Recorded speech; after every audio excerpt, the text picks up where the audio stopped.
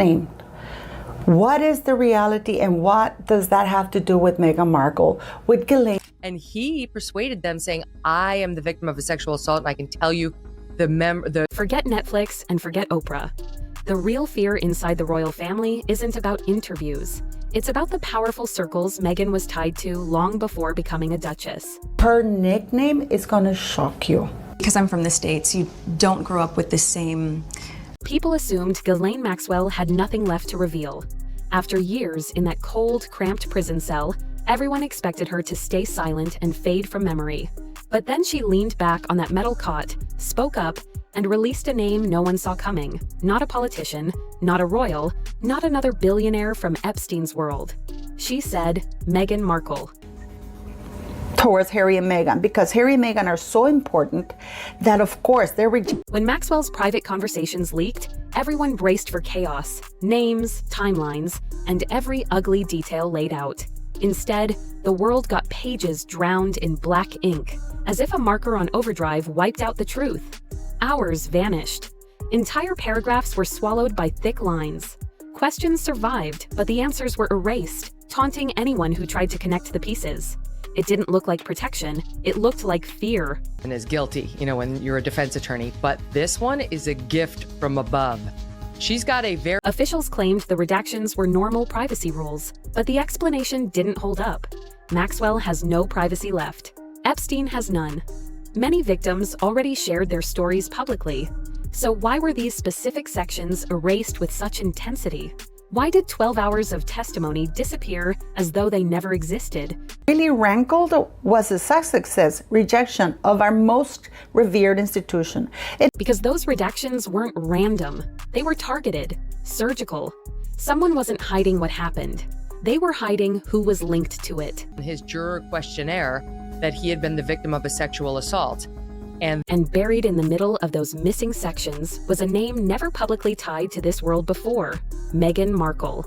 Not mentioned once by chance, but repeatedly, always in the parts that mysteriously vanished. And a happier Harry, who I suspect still covets the half-in and half-out role. These weren't casual mentions. They were detailed, specific, and situational, the kind that show someone wasn't standing near the story. They were inside the rooms where it unfolded. Private gatherings, invite-only yacht events, dinners where phones were banned and reputations acted like currency. A world the palace would gladly erase. Current Cold War status. Dunlop continues, the Prince of Wales would be full about the memories of the Maxwell accusers. They were saying we're not... Someone decided the public wasn't ready for the version of Meghan that existed before royalty. The way those pages were wiped out makes one thing clear. Her past wasn't just complicated. Revealing it carried risk. According to Maxwell's recollection, Meghan didn't always move through those spaces under her own name. In certain private environments far from Hollywood or mainstream fame, she was known by one word, flower. Public sympathy, but moods can change. I don't know about you, but that sounds like a threat to me. This wasn't a cute nickname or a stage alias. It was a code name used in rooms where anonymity wasn't optional. It was mandatory. In those circles, identity wasn't tied to social media profiles or headshots, but to who brought you in, who vouched for you, and why you were allowed through the door. Maxwell claimed flower was used repeatedly, recognized, remembered, and linked to specific exclusive gatherings. Codenames weren't handed out freely. You received one only if people wanted you shielded from public scrutiny. The negative headlines, it will be history that judges William, his more powerful older brother. Only by... These weren't Hollywood parties. These were international yacht events, private dinners hosted by powerful financiers, gatherings where everyone arrived with a handler and left carrying secrets. Her questionnaires one by one, and specifically assured defense counsel that had concerns don't... Within that world, Flower reportedly had her own profile. A private resume not meant for casting directors, but for gatekeepers. A dossier used to introduce her to influential people, not cameras. A guide explaining who she was, what she brought to the table, and why she was being circulated within certain elite circles. That his reign has the requisite hallmarks of modern monarchy, compassion and magnanimity. A resume for a world Meghan has never publicly acknowledged. A world where she learned how quiet wealth operates, skills she later displayed with surprising ease for someone supposedly new to it. Long before she became a duchess, a headline, or a royal challenge, she crossed paths with the ecosystem connected to Prince Andrew. Not romantically, not directly socially, but she existed in the same curated environments he moved through. William would do it either, because how can you forgive somebody that hasn't asked for it? So now, What people misunderstand about Andrew's circles is simple. Nothing there was casual. These weren't random social events. They were gatherings shaped by billionaire hosts, political operators, handlers, and power players who knew exactly who belonged in the room. You didn't need fame to get invited. You needed to be useful, interesting, connected, or strategically positioned. According to Maxwell, Meghan fit that description perfectly. it's that Meghan Markle's CV included adult entertainment and entertaining guests for. She wasn't the center of attention, and she didn't try to be. She blended in, watched everything, learned the hierarchy, and studied how power shifted from handshake to handshake. That kind of access teaches lessons Hollywood never could. Had to put money on it right now, Dan, I would say this verdict is probably going to get thrown out. People overlook Meghan's biggest strength, adaptability.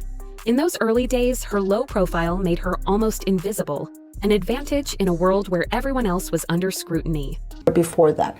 So you know, Jeffrey Epstein was invited to the Royal Box in 2000. Maxwell claimed Meghan's presence wasn't accidental. Someone brought her in, someone positioned her there, and one of those people, she suggested, was Maxwell herself. So when Meghan later stepped into the royal sphere, not everyone was shocked. Andrew's circle didn't look surprised, because they already knew her. Every story like this has one person who isn't loud, but understands every room, every alliance, every hidden connection. In this case, that person is Sarah Ferguson, the Duchess of York. It's incredible, because Jeffrey Epstein was in 2000 invited all. Most people think Meghan met Fergie politely just before the wedding. The charming, teach me to curtsy moment. Cute, polished, very royal. But people familiar with elite circles say their paths crossed much earlier, back when Meghan appeared in the same exclusive environments where Maxwell and Epstein's networks intersected. Sarah wasn't an outsider there.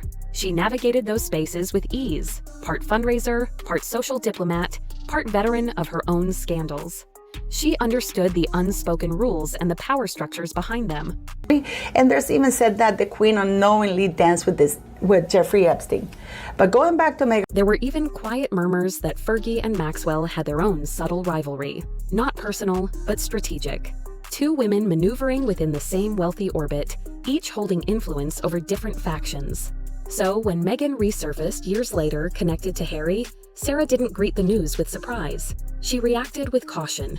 She knew exactly what kind of rooms Meghan had once moved through, and which names had appeared beside hers. I want to put it kindly and nicely, has been around the block so many times. She is already there. The royal family carries tradition, wealth, and plenty of scandal. But their biggest fear is recognizing a pattern they cannot control.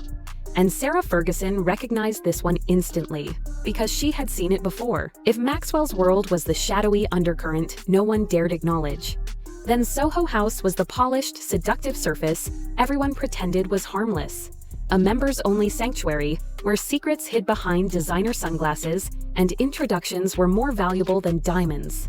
Standing behind many of those glittering rooms was Ron Burkle, the billionaire who knew everyone who mattered, and everyone who tried to forget him. Forget that Virginia Roberts called her as a witness because she had. Burkle wasn't just rich, he was connected in a way that made Hollywood and political insiders uneasy. Royals, financiers, media powerhouses, they all moved through his orbit.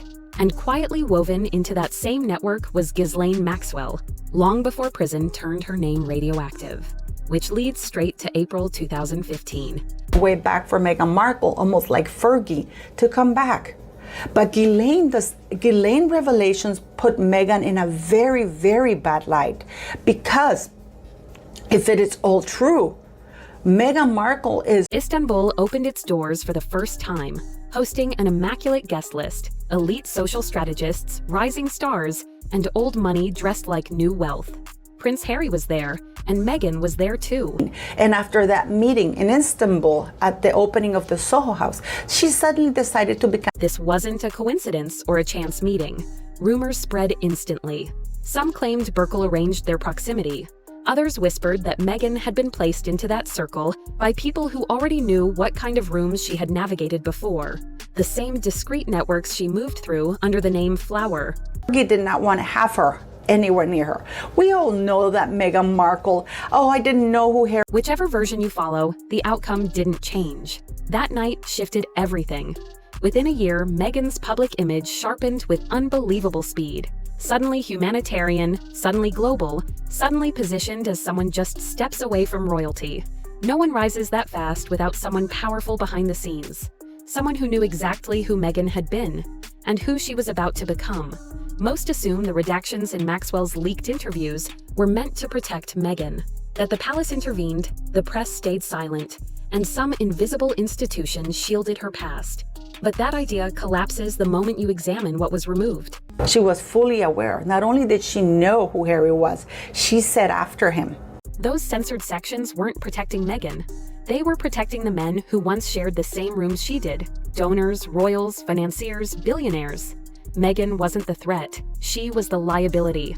The person who had seen too much long before she ever imagined marrying into the royal family.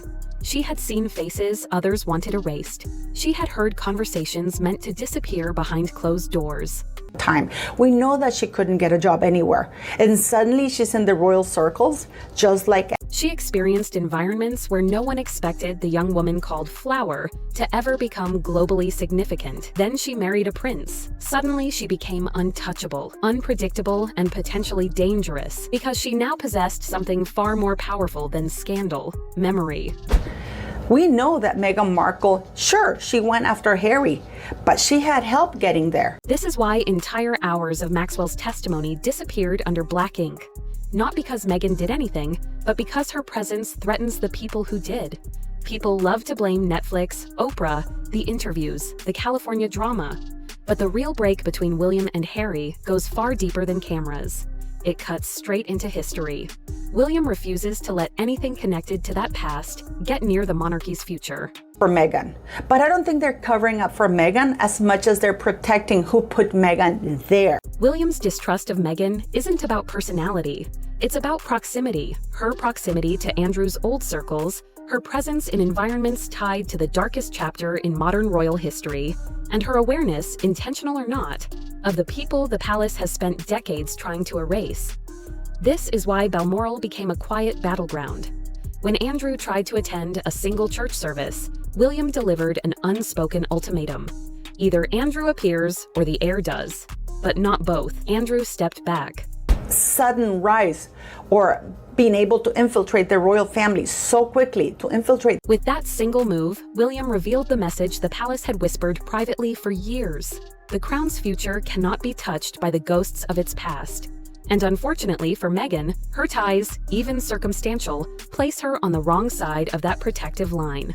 Not because she's guilty, but because she remembers too much from a world the monarchy once erased. Soho House and Ron Burkle. Because it all started. Every major scandal begins long before the public notices, long before weddings, headlines, or documentaries.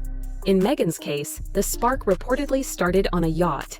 Not the glossy kind influencers promote, but the kind with handwritten guest lists, silent NDAs, and passengers whose decisions could move global markets.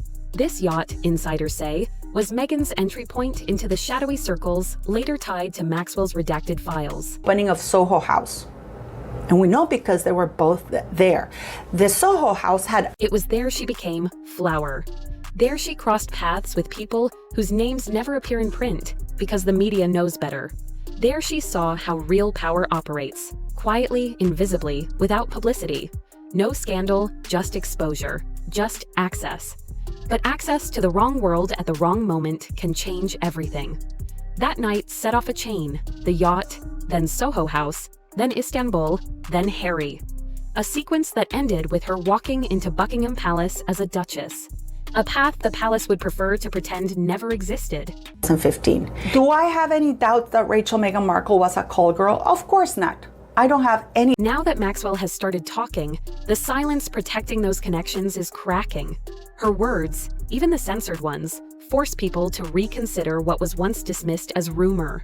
The storm isn't forming, it's already here, and the focus has shifted to the people who placed Meghan in those rooms. The connections of the people that put her there. There's no, by the way, she was. Leaks are becoming bolder. Sources suddenly want to talk. People who once ignored old stories are now analyzing every detail with suspicion.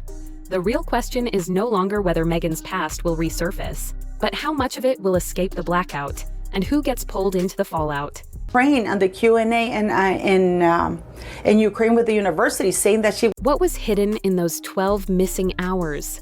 Which names overlapped? Which events pulled Meghan into those circles? And why are so many powerful people terrified of those details becoming public? Because once a storm reaches this size, silence stops being protection. It becomes admission.